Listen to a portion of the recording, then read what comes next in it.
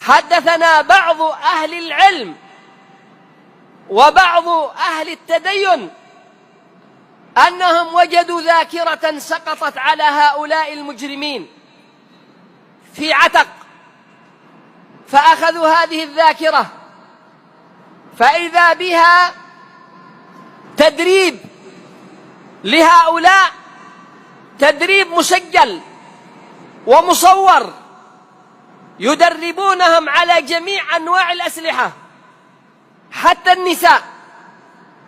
النساء يدربن على السلاح.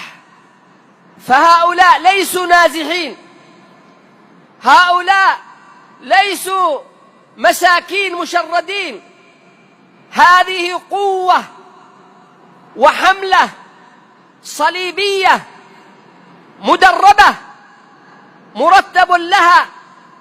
صاروا يتظاهرون بحمل الصليب، يتظاهرون ويخرجون في الشوارع في عتق وهم يحملون الصليب على صدورهم. اختلف شخص مع واحد من هؤلاء النصارى وإذا به يهدد ويقول له: اصبروا علينا 3 سنوات، وبعد ال3 سنوات ستعلمون من نحن، أو ستعرفون ماذا سيحصل لكم.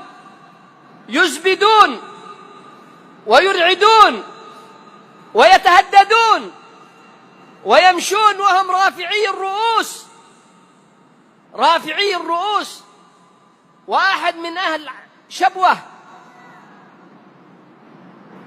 أصابته، لا أقول أصابته وإنما أقول دفعته الغيرة على دين الله، لما رأى صليبيا خبيثا أهوجا يحمل الصليب ويتكلم على النبي صلى الله عليه وسلم قتله. وإذا بالقضية تكبر جدا، وإذا بالقبيلة التي تتولى الحماية والدفاع عن هؤلاء النصارى إذا بها ترفع قضية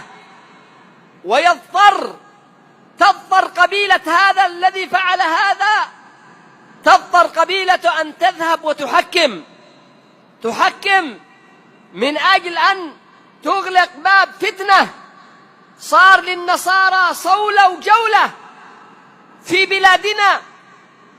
المسلم اليمني الذي يشهد أن لا إله إلا الله وأن محمد رسول الله ويصلي الصلوات ال5 ربما صار لا قيمة له، يقتل في الشارع وعلى مرأى ومسمع من العالم ولا يجد من ينتصر له، بل ربما لفقت التهم عليه، وربما قال الإعلام بأنه إنما قتل لأنه يستحق، لأنه كذا وكذا. وهؤلاء النصارى يا عباد الله يفجرون، ينشرون الفواحش، يستعملون اللواط والزنا والخمور والمخدرات، ويرفعون الصليب